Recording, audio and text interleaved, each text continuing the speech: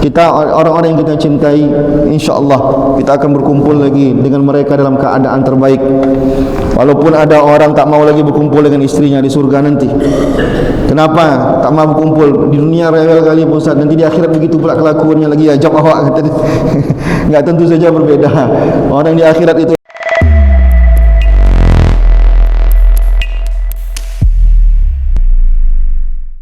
Allahumma salli ala Sayyidina Muhammadin al-Fatihi lima ughliqa wal khatimi lima sabaqa nasiril haqqi bil haqqi wal hadi ila siratikal mustaqim wa ala alihi haqqa qadrihi wa miqdarihi al-azim. Rabbi syrah lana sudurana wa yassir lana umurana wa ighfir lana zunubana, amin ya rabbal alamin. Saya diminta subuh ini untuk membaca kisah Isra Mi'raj. Jadi fokus saya hanya belajar membaca kisah saja. Tidak seperti tabligh akbar mengambil hikmah dan segala macam. Saya ingin coba selesaikan kisah ini sesuai dengan waktu yang tersedia. Sepertinya tidak bisa. Jadi seberapa dapat saja. Isra Mi'raj. Isra dan Mi'raj ini adalah dua pekerjaan yang berbeda. Satu Isra dan satu Mi'raj. Apa arti Isra? Isra artinya adalah perjalanan khusus di malam hari. Itu arti Isra. Tapi ini kalimat khusus, tidak boleh digunakan untuk yang lain-lain. Artinya kalau kita jalan-jalan malam, kita tak bisa disebut dengan Isra. Dia hanya khusus kalimatnya. Jadi Isra adalah perjalanan malam hari. Yang mana yang dimaksud yaitu perjalanan dari Masjidil Haram ke Masjid Aqsa. Itulah Isra.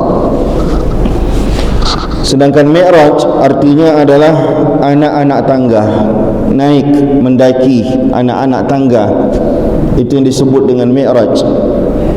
Yang mana Mi'raj, Nabi naik dari langit pertama, langit dua, sampai langit tujuh, sampai Sidratul Muntaha. Itu disebut dengan Mi'raj. Jadi sebenarnya ini dua pekerjaan. Kisah Isra dijelaskan oleh Allah dalam surat Al-Isra ayat 1. Sedangkan kisah Mi'raj tidak di situ posisinya. Diceritakan oleh Allah dalam surat An-Najm, di awal-awal surat An-Najm. Jadi ini dua yang berbeda, meskipun nanti ceritanya dilaksanakan dalam waktu yang bersamaan, tapi dua pekerjaan yang berbeda. Bahkan ada pendapat yang, tapi tidak pendapat kuat, mengatakan bahawa ini dua waktu yang berbeda. Tapi pendapat itu tak kuat. Pendapat yang kuat mengatakan adalah dilaksanakan dalam waktu yang bersamaan. Artinya habis Isra langsung Mi'raj tanpa ada jeda gitu. Berapa lama Rasulullah melakukannya? Menurut mayoritas ulama mengatakan bahawa Rasulullah melakukannya itu sekitar sepertiga malam. Tetapi ada juga ulama mengatakan lebih singkat dari itu. Bahkan ada mengatakan telapak tidur Nabi sebelum berangkat untuk Isra Mi'raj, ketika Nabi pulang, tapak tidurnya ini masih terasa hangat. Berarti sangat sebentar sekali dalam ukuran waktunya. Tapi perjalanannya kalau dihitung sepertinya tidak masuk akal ya. Jadi karena nanti kenapa tak masuk akal nanti kita bahas. Nah, jadi saking cepatnya pelaksanaan itu, dari Masjid Haram, Masjid Aqsa, naik langit pertama sampai langit 7, balik lagi. Bahkan sebagian ulama meriwayat mengatakan telapak tidur Rasulullah itu masih terasa hangat. Orang tidur, kita kalau tidur, tapak tidur kita itu terasa hangat. Begitu kurang lebih. Nah, Allah ceritakan Isra ini dalam surah Al-Isra ayat 1. Subhanallazi asra bi'abdihi lailam minal masjidil haram ilal masjidil aqsa allazi barakna haulah linuriyahu min ayatina innahu was-sami'ul basir. Kita bedah dulu ayat ini biar kita paham ayat ini, baru kita masuk kepada kisah. Subhanallazi asra, Subhana, maha suci Allah. Asra, yang memperjalankan. Dibahas oleh ulama-ulama tafsir mengapa ayat ini diawali dengan subhana. Dan banyak ayat dalam Al-Quran diawali dengan kata subhana. Subhanallazi khalaqal azwaja kullaha, itu juga diawali dengan kata subhana. Apa rahasia ayat yang diawali dengan subhana? Ayat-ayat yang diawali dengan subhana itu pasti cerita dalam ayat itu adalah cerita yang luar biasa. Bukan arti cerita luar biasa apa? Cerita yang seakan-akan manusia tak sanggup untuk memikirkannya. Sangkingkan cerita ini luar biasa. Contoh apa? Subhanallazi khalaqal azwaja kullaha.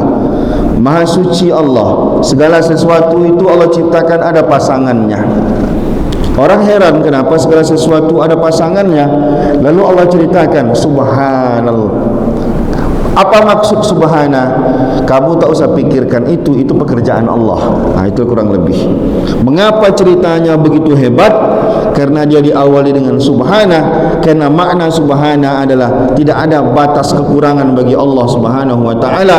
Seaneh apapun ceritanya, kalau kita katakan ini pekerjaan Allah, maka kita tak akan pernah merasa aneh.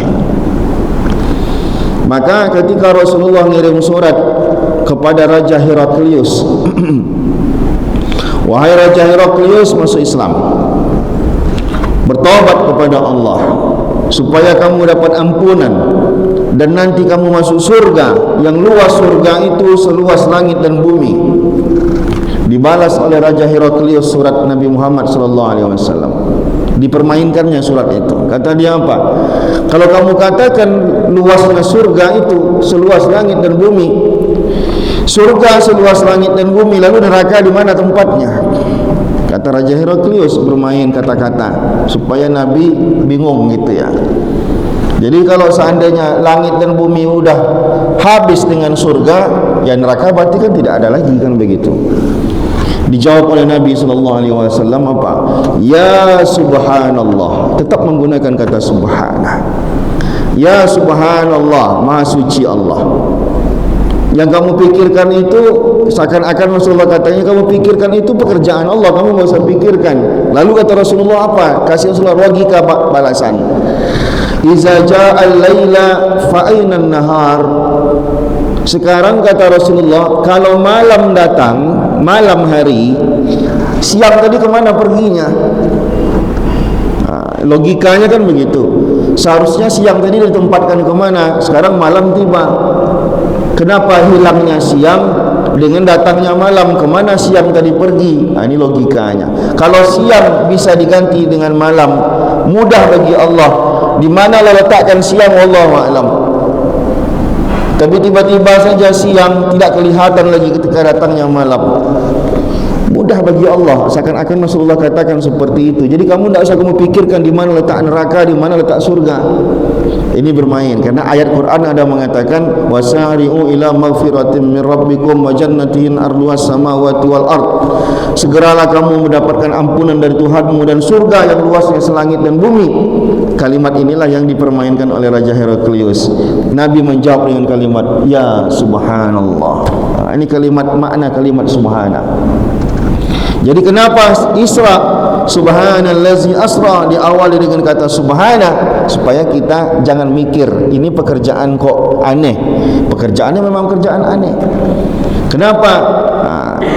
Maka Bapak Ibu yang dimuliakan Allah, inilah ujian yang sesungguhnya.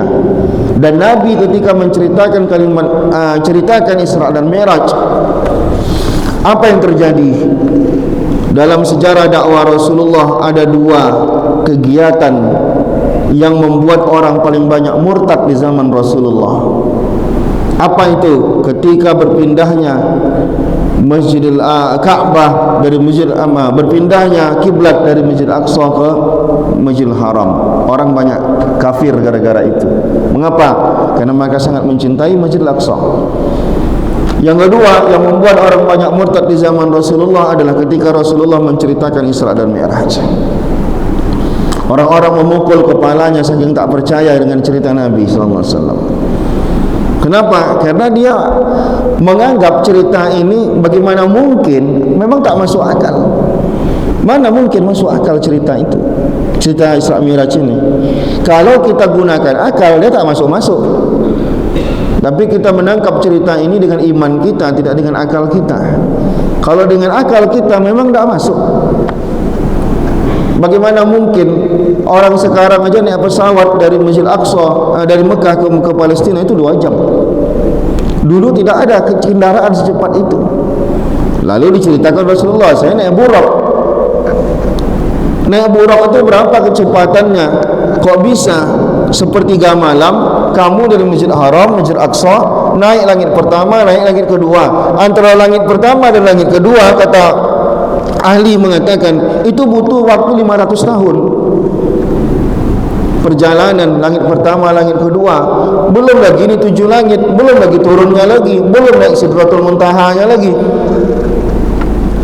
Jadi cerita ini tidak bisa ditangkap pakai akal. Kalau ditangkap pakai akal, maka pasti kita mengatakan cerita bohong. Dan inilah yang terjadi di zaman Rasulullah. Orang-orang tak percaya, sebagian tak percaya, tapi sebagian beriman.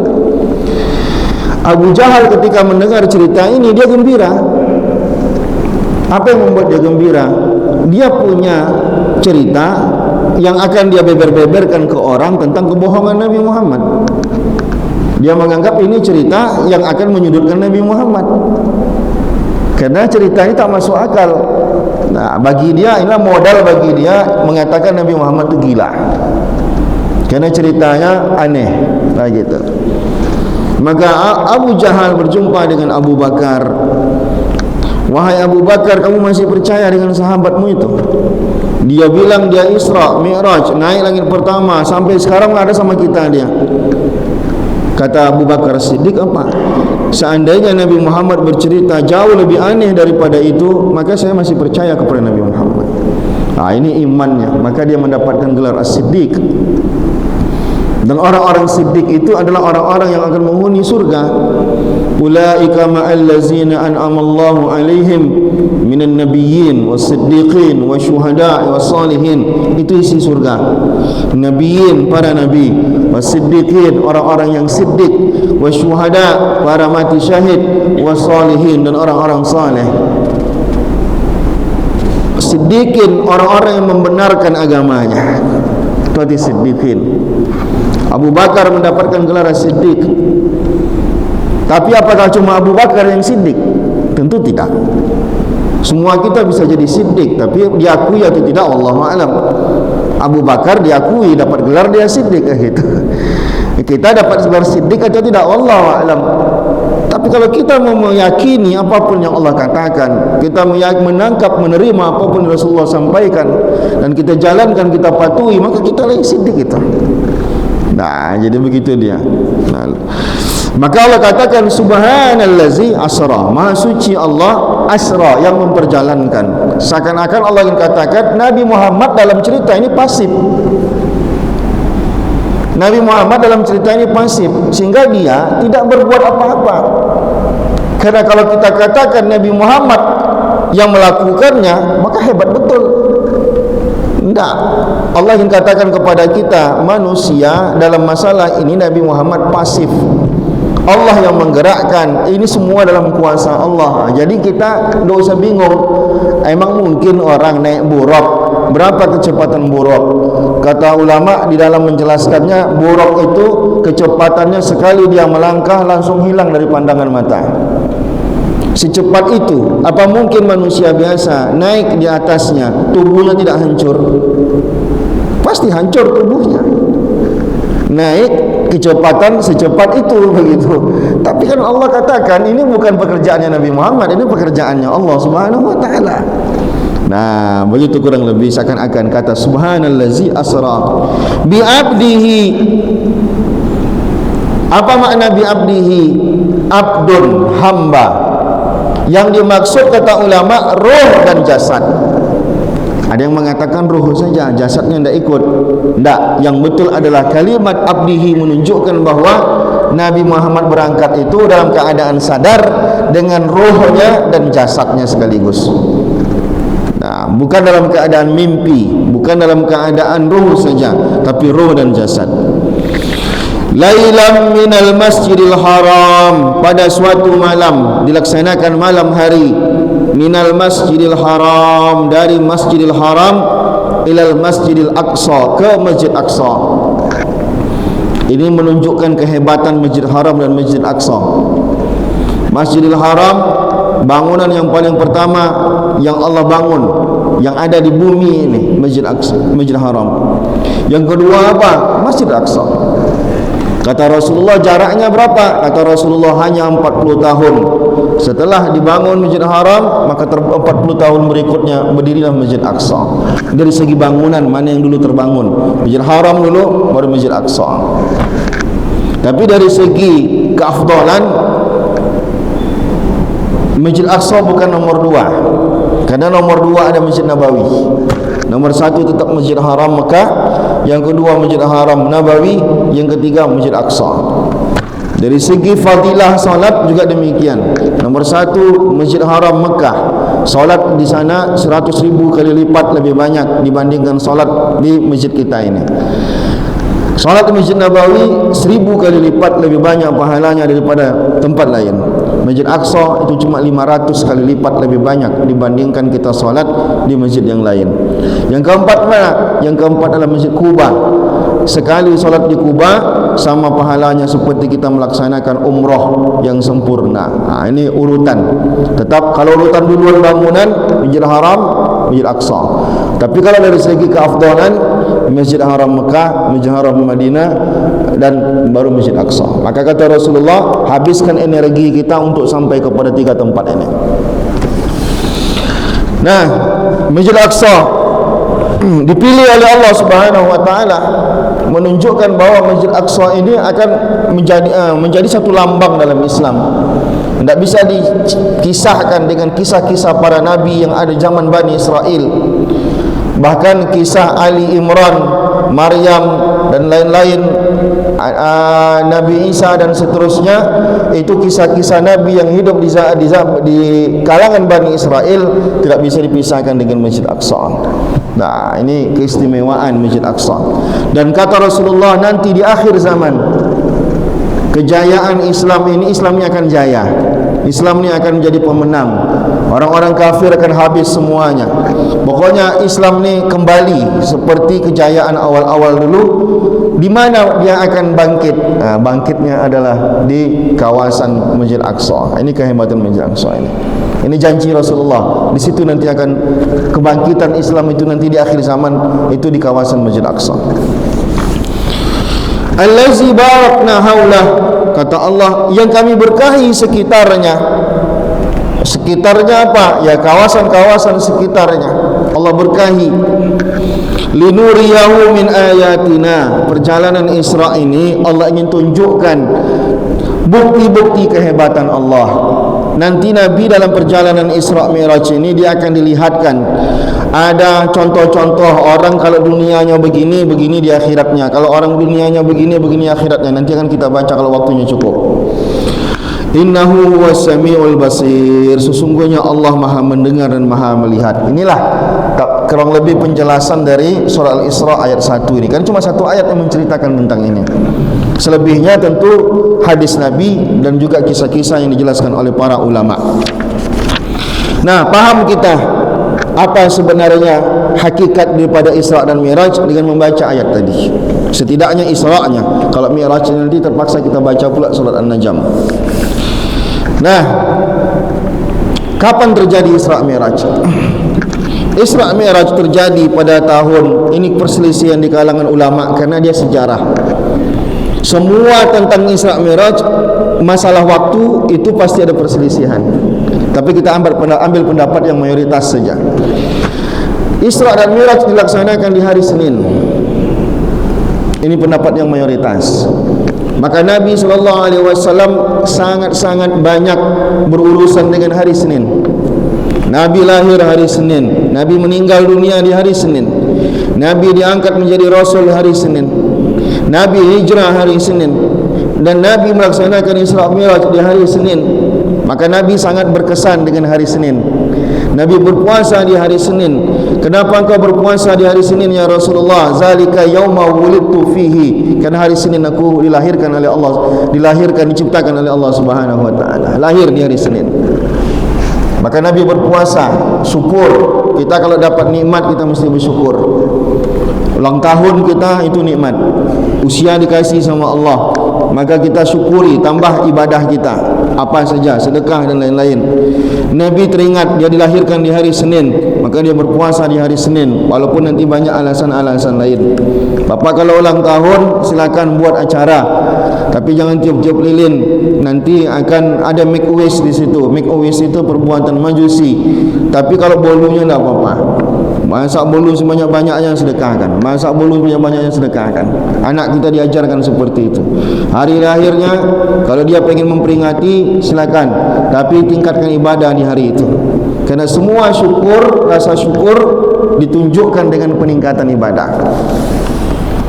Maka Anas bin Malik, pembantu Rasulullah sallallahu alaihi wasallam, setiap kali khatam Quran dipanggilnya sanak saudaranya. Setiap kali khatam Quran dipanggilnya sanak saudaranya makan-makan. Kenapa? Dia baru khataman Quran. Ya, bapak kalau seandainya besok khataman, panggillah anak cucu-cucu, kumpulkan, buat makanan enak, suruh mereka makan. Nah, diceritakan itu dalam kitab Tibyan, ditulis oleh Imam An-Nawawi. Begitu juga dengan Ibnu Abbas. Bahkan Ibnu Abbas ni apa? Kalau ada orang mau khatam Quran, bapak itu dah berapa juz sudah bacaannya? Sudah 29 juz. Nanti kalau dia khataman panggil aku. Kenapa? Dia pengen ikut di acara khataman supaya dia bisa ikut berdoa, karena acara orang yang mengkhatamkan Quran doanya dikabulkan oleh Allah Subhanahu wa taala. Maka buat acara. Dulu kalau di kampung-kampung acara khataman itu luar biasa. Saya khataman pertama Quran saya, ibu saya memanggil orang kampung semuanya. Masakkan pulut kuning, masakkan ayam. Saya pun tak tahu, rupanya mak saya buat acara itu. Khataman. Itu bisa dibaca dalam kitab Tibyan. Sudah dirumuskan oleh para ulama apa yang dilakukan pada saat khataman Quran itu. Bagus kalau kita puasa di khataman Quran kita. Tapi setidaknya kita bersedekah. Kita buat jamuan makan untuk orang-orang yang kita sayangi gitu. Nah, hari Senin, adapun bulan Rajab ini memang kencang sekali perdebatannya. Tidak semua ulama sepakat bahwa Nabi melaksanakan Isra Mi'raj di bulan Rajab. Ada yang mengatakan, ulama sejarah mengatakan itu di bulan Ramadan. Ada juga yang mengatakan di bulan Rabiul Awal. Tapi memang banyak ulama sejarah mengatakan memang di bulan Rajab. Wah, ini berbeda pendapat dengan Ustaz. Ini kan tak begitu penting masalah sejarah, masalah waktu gitu ya. Yang bagi penting sama kita sekarang kan adalah kita mempelajari apa sebenarnya hikmah di balik itu. Karena di zaman Nabi mungkin tidak ada ahli-ahli sejarah yang mencatat itu. Ya, orang belakangan baru muncul kitab-kitab sejarah sirah Nabawi gitu.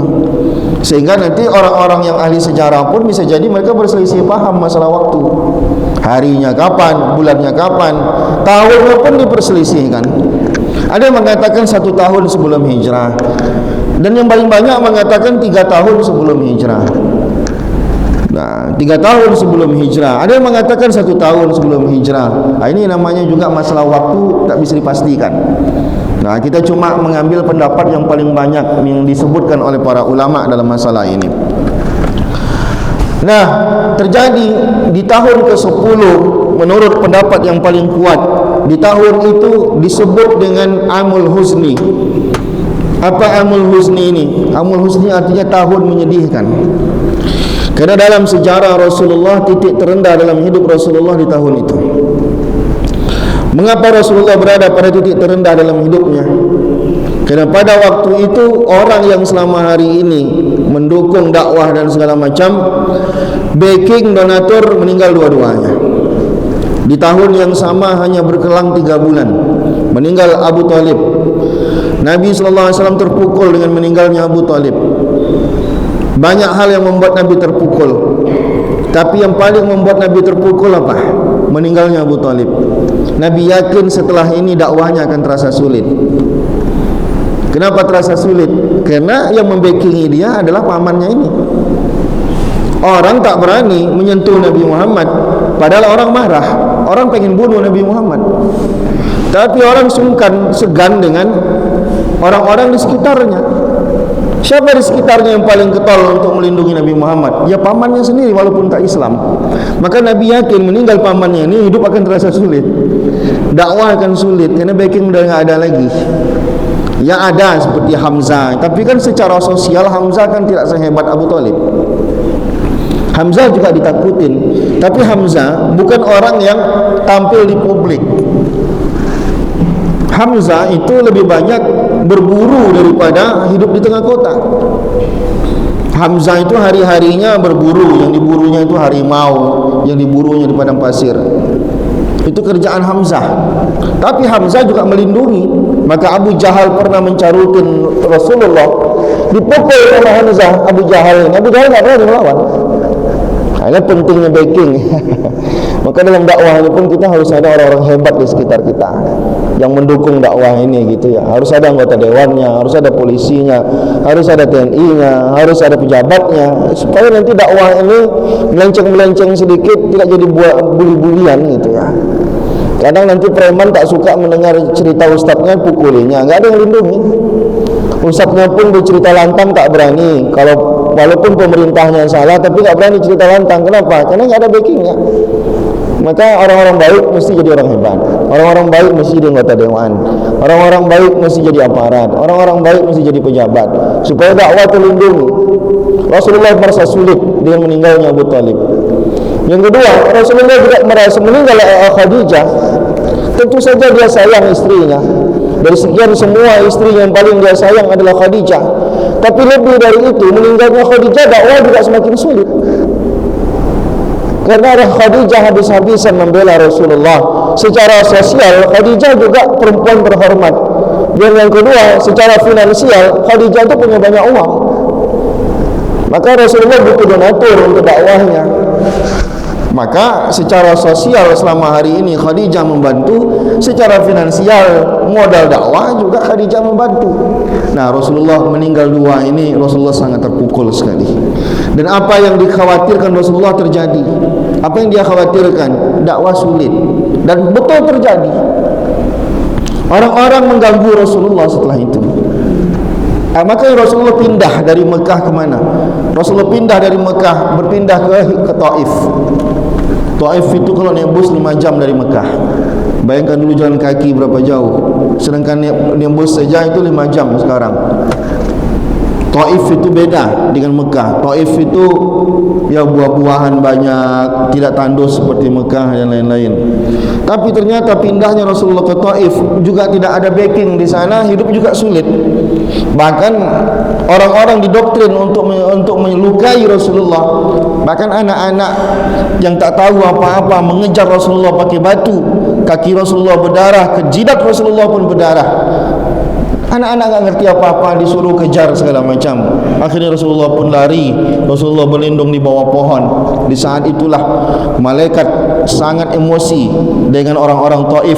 Sudah geram, tapi harus minta izin ke Rasulullah sallallahu alaihi wasallam. Ya Rasulullah, saya malaikat yang ditugaskan oleh Allah untuk menjaga ini gunung-gunung ini. Kamu pilih mana gunung yang paling besar biar kulemparkan ke mereka. Kata Rasulullah, jangan. Saya masih meminta kepada Allah, semoga kelak dari tulang-tulang sulbi mereka lahir anak-anak yang beriman kepada Allah Subhanahu wa taala. Hari ini tak ada satupun orang Taif yang kafir kepada Allah berkat kesabaran Nabi SAW. Ini sabar. Maka Nabi Ulul Azmi salah satunya Nabi Muhammad. Apa kehebatan Nabi Ulul Azmi? Fasbir kama sabara Ulul Azmi, kata Allah. Sabarlah kalian sebagaimana Nabi-Nabi Ulul Azmi bersabar. Nabi Nuh, Nabi Ibrahim, Nabi Musa, Nabi Isa. Mereka terkenal dengan tingkat kesabarannya lebih tinggi daripada yang lain. Maka ketika Allah menyuruh kita bersabar, contoh itu Nabi-Nabi Ulul Azmi. Nah, baliklah Nabi ke Mekah. Maka hidup semakin sulit. Nabi lebih banyak menanggung perasaan dengan keadaan yang dia alami. Maka di saat titik terendah inilah Allah perjalankan Nabi Isra dan Mi'raj. Maka sebagian ulama mengatakan apa?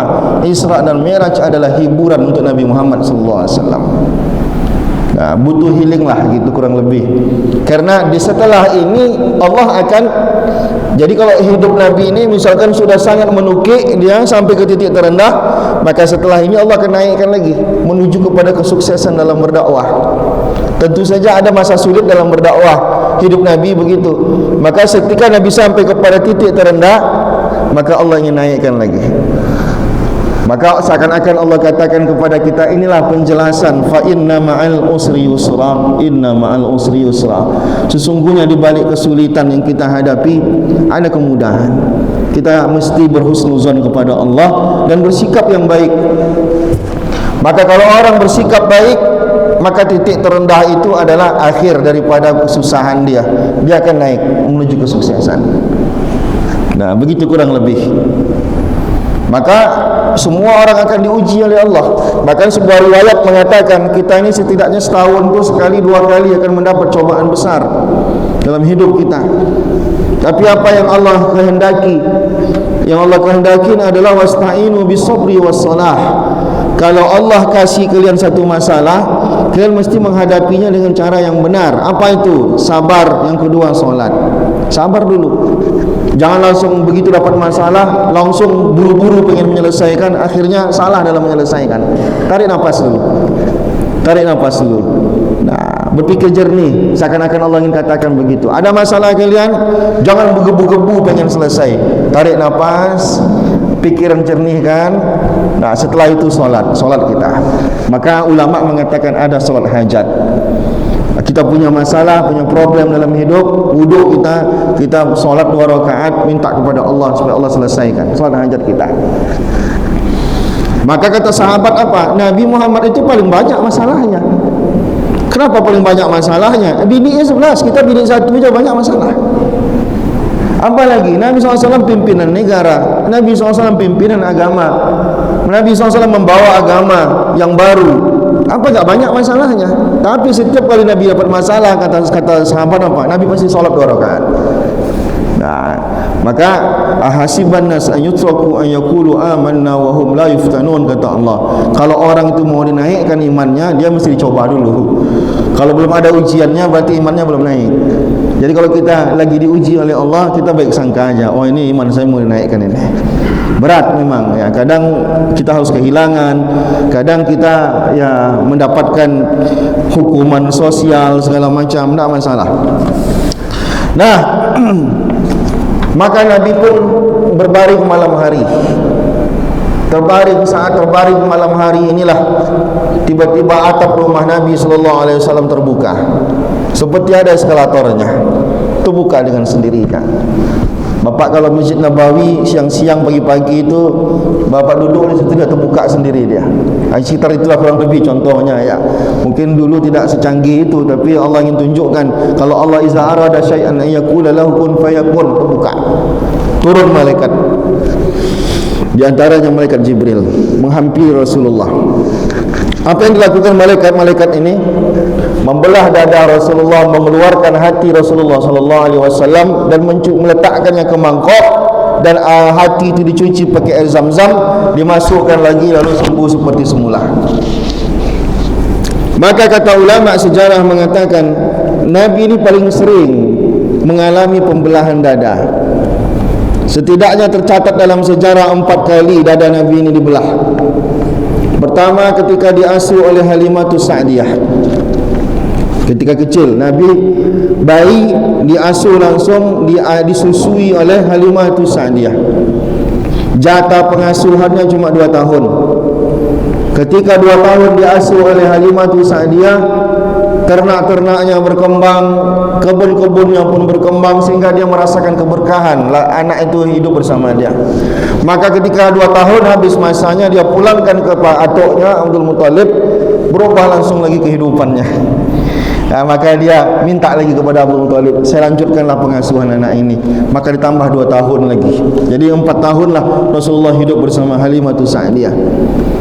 Karena dulu biasa orang-orang yang hidup di kota itu kalau anaknya masa menyusui dicari kampung-kampung. Mengapa dicari kampung? Supaya steril. supaya cuacanya, udaranya segar, tidak tercemar polusi. Jadi orang-orang yang hidup di kota Mekah itu kalau anaknya lahir, itu kalau banyak perempuan-perempuan kampung yang lagi hamil atau lagi menyusui, mereka mencari anak-anak kecil yang untuk ambil upah menyusui, kurang lebih gitulah. Halimatus Sa'diyah memulangkan Nabi Muhammad kepada atuknya lagi karena dia mendengar cerita pembelahan dada itu. Anak-anak lain cerita Nabi Muhammad diculik dan segala macam. Padahal di saat itu malaikat Jibril membelah dada Rasulullah SAW. Yang kedua, ketika Rasulullah berumur 10, kurang lebih 10-12 tahun. Yang ketiga, Rasulullah diangkat menjadi Nabi, itu juga terjadi pembelahan dada. Ada yang keempat, yang terakhir inilah, ketika Rasulullah akan melaksanakan Isra dan Mi'raj, itu terjadi pembelahan dada. Dah mau habis pula waktu kita.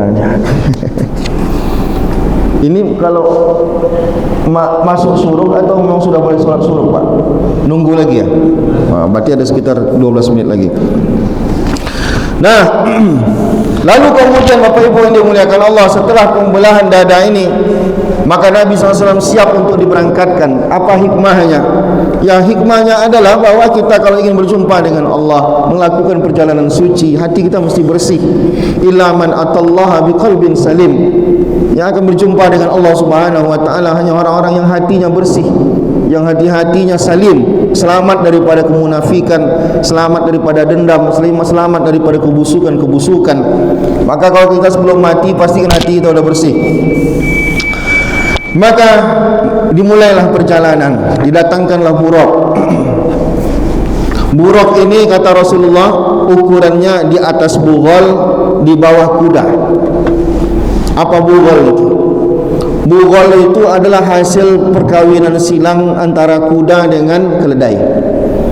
Dikawin silang kuda dengan keledai, lahir anak, itu namanya bughal. Nah, ukurannya lebih tinggi dari keledai.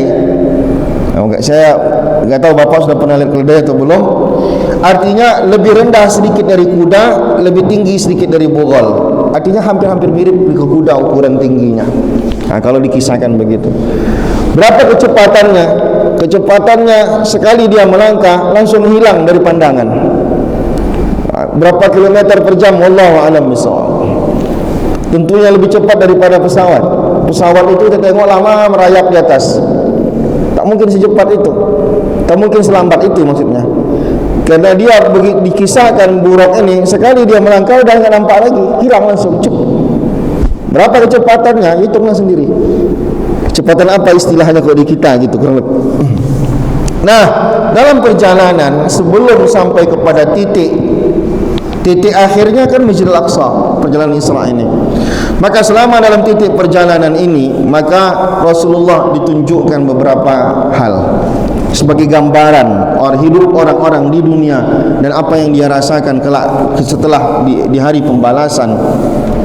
Namun sebelum itu menurut sebagian ulama, khatamun nubuwah itu dicapkan kepada Nabi sebelum Nabi melaksanakan Isra Mi'raj.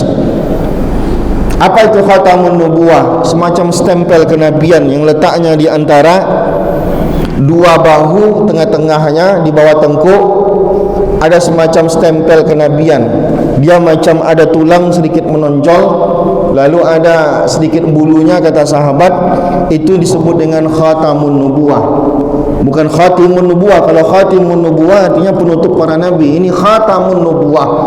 Khatamun nubuwah itu semacam stempel kenabian. Di dalam kitab Asyama'il Muhammadiyah itu banyak hadis-hadis yang berkaitan dengan khatamun nubuwah ini. Letaknya persis di sini.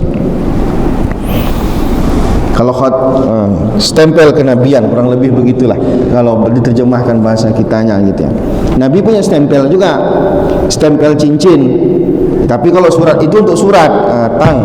Jadi Nabi kalau pakai cincin di kelingking kanan, letaknya kelingking kanan. Posisi matanya itu letaknya di bawah.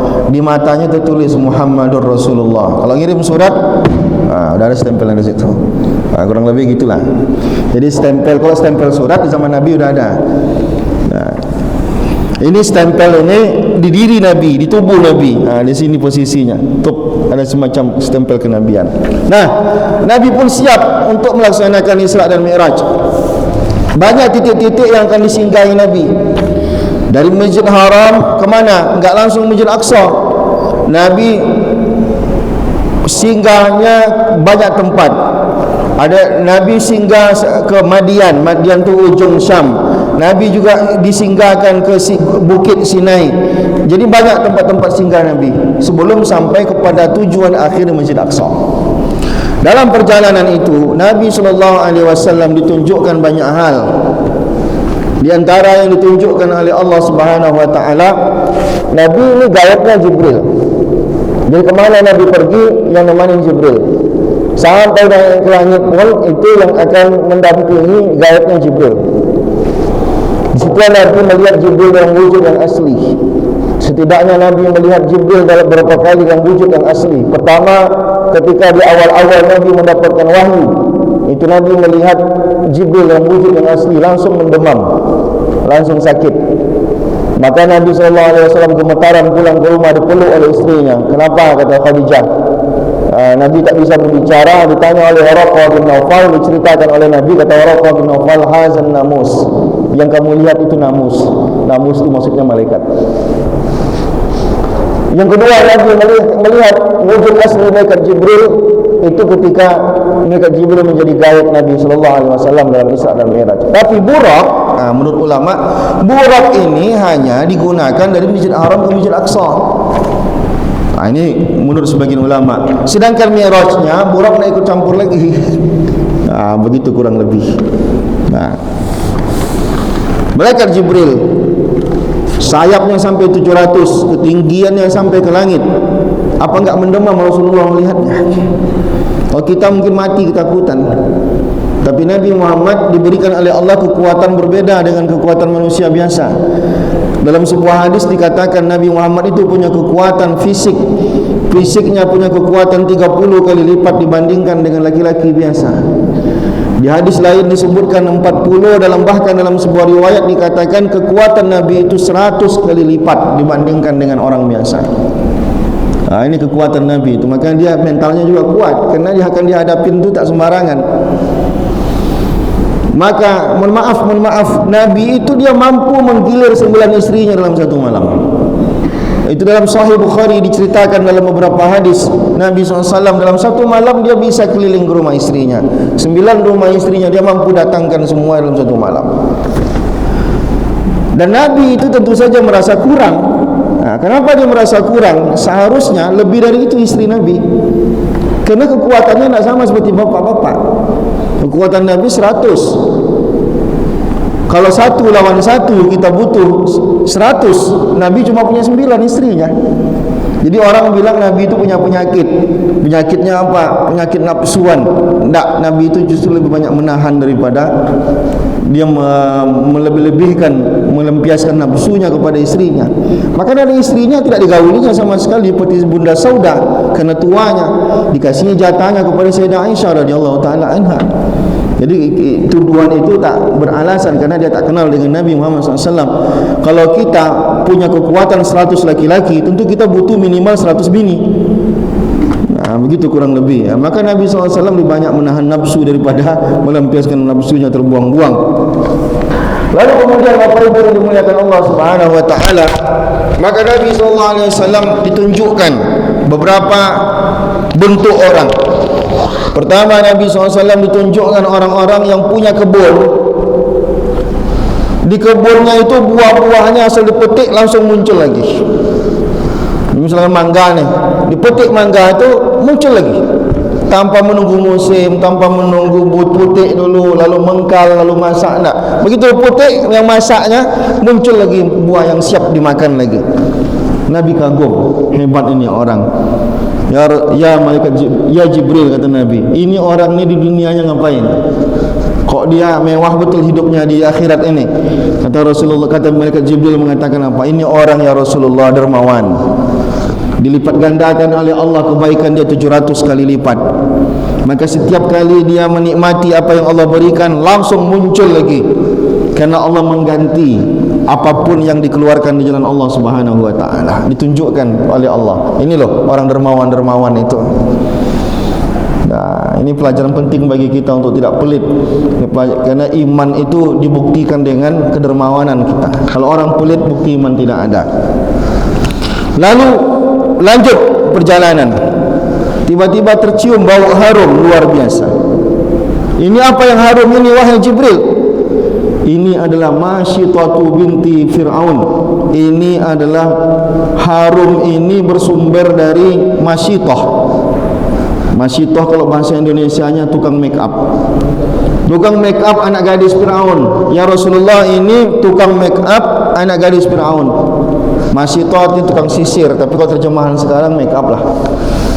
Jadi anak Fir'aun ini saking hebatnya, saking kayanya, tukang sisirnya ada satu orang. Terjatuh sisir, diambilnya bismillah, dengan nama Allah. Disunnahkan bagi kita mengambil apapun dengan ucapan bismillah. Maka kata anak Fir'aun dengan lugunya, Allah siapa yang kamu sebut? Tuhan. Loh, ada Tuhan selain bapakku, kata anak Fir'aun. Iya, Allah itu Tuhanku, Tuhanmu, Tuhan bapakmu. Maka anak gadis Fir'aun ini mengadukan cerita itu kepada ayahnya. Tentu ayahnya berang. Nama Fir'aun, dia mengaku Tuhan. Ana rabbukumul a'la, aku Tuhan yang paling tinggi, kata Fir'aun. Tangkap Masyitah. Masyitah ini punya anak kecil-kecil, 2 orang, punya suami. Salah satu anaknya itu masih digendong, masih kecil. Tangkap. Fir'aun punya neraka sendiri. Nerakanya apa? Kancah besar, udah ada minyak yang panas dalamnya. Kalau dia marah sama orang, tinggal digorengnya lagi. Nah, maka kata Fir'aun, kalau kamu tak tarik ucapanmu, maka kamu akan dimasukkan kemari. Campakkan lakinya, campakkan anaknya, yang digendong diambil dimasukkan. Tapi Masyitah tidak menarik ucapannya. Dia tetap mengatakan Tuhan itu adalah Allah Subhanahu wa taala. Maka dia pun dimasukkan dalam kancah itu. Habis semuanya. Tapi sebelum dimasukkan ke dalam kancah itu, Masyitah punya permintaan. Wahai Fir'aun, permintaanku, kami sekeluarga tolong dikuburkan di tempat yang sama. Kuburkan tempat yang sama. Permintaan dia dikabulkan oleh Fir'aun. Itu ditunjukkan oleh Allah kepada Rasulullah, bau harum. Bau harum keluarga yang beriman kepada Allah Subhanahu wa taala yang akan berkumpul lagi dalam surga. Kita, orang-orang yang kita cintai, insya-Allah kita akan berkumpul lagi dengan mereka dalam keadaan terbaik. Walaupun ada orang tak mau lagi berkumpul dengan istrinya di surga nanti. Kenapa tak mau berkumpul? Di dunia rewel kali Pak Ustaz, nanti di akhirat begitu pula kelakuannya lagi, ajab awak kata dia. Enggak, tentu saja berbeda. Orang di akhirat itu dalam keadaan terbaik. Yang tua-tua dimudahkan oleh Allah, yang cacat-cacat disembuhkan oleh Allah, dalam keadaan terbaik. Istri-istri kita nanti masuk surga jadi perempuan soleha, tak sama seperti di dunia ini, insya-Allah. Lah, tak mungkin diceritakan semuanya. Hanya sekedar itu saja sesuai dengan waktu yang tersedia. Tentu saja panjang cerita ini lagi. Ya, mudah-mudahan nanti ada ustaz lain yang bisa melanjutkan cerita ini. Terima kasih. Assalamualaikum warahmatullahi wabarakatuh.